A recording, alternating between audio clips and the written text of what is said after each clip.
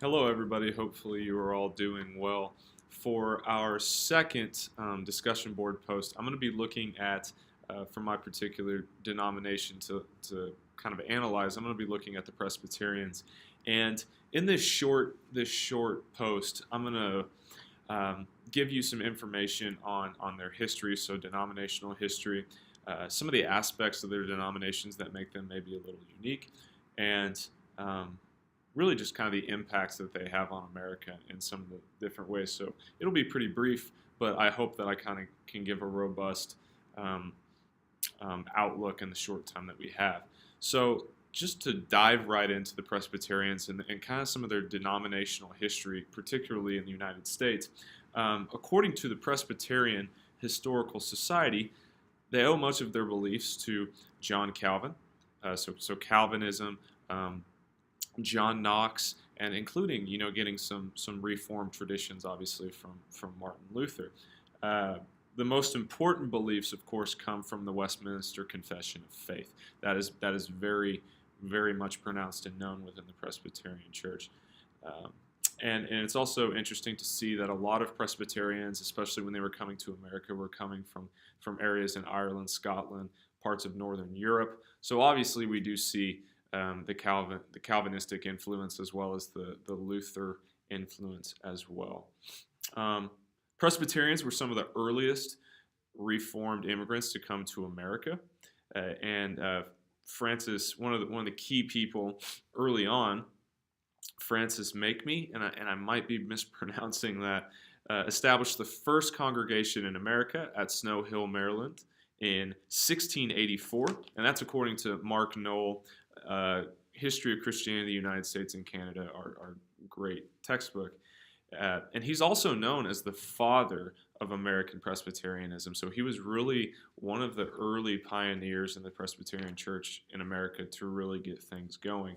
And it was very quickly they were able to settle up and down the East Coast. And we also see them becoming an incredibly important Protestant group in Canada as well.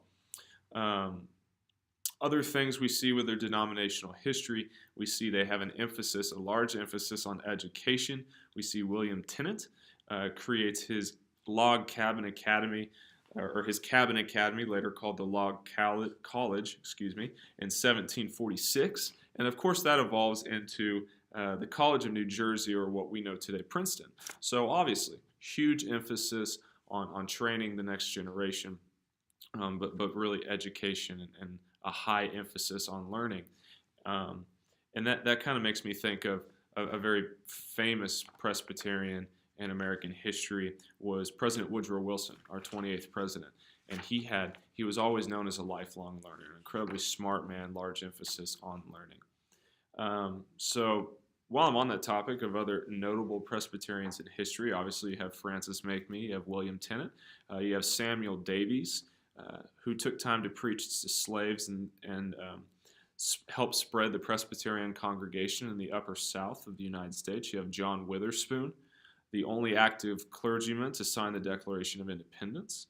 And then lastly, of course, Woodrow Wilson. And there's so many others, of course, in American history. There are many more.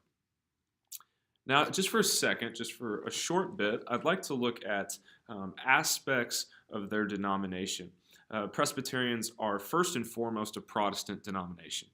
Okay, they find their theological roots very deeply in John Calvin, so heavily Calvinistic, and they really pride themselves on being reformed, but always reforming. Okay, always kind of shaping themselves. They believe in things such as elected by God's grace, so election. Once again, heavily Calvinistic in a lot of the readings and things I looked at. So as we kind of come to a close and time runs short, just want to look at their impact in American history. Obviously, they were a very large denomination in American history, and very early on. I mean, once again, going back to Francis and establishing the first congregation, that was in 1684. Okay, so they had a very large presence here. They've always been one of the leading denominations since our nation's founding. And according to Bradley Longfield, since their arrival on the shores of North America, they have actively engaged in a broader culture. So they've constantly been trying to engage different aspects of American culture.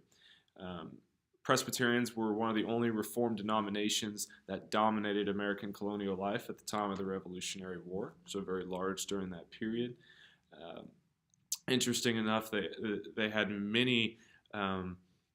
They had their hand in writing many state constitutions as well as our national constitution. Um, Presbyterians helped as well to shape voluntary societies, okay, to encourage educational, missionary, evangelical, and reforming work. And so, huge emphasis there. And really interesting enough, they formed their own boards and agencies to address the needs at home and abroad. So they weren't just looking here in the States, they eventually looked elsewhere. They had a huge mission to Native Americans, African Americans.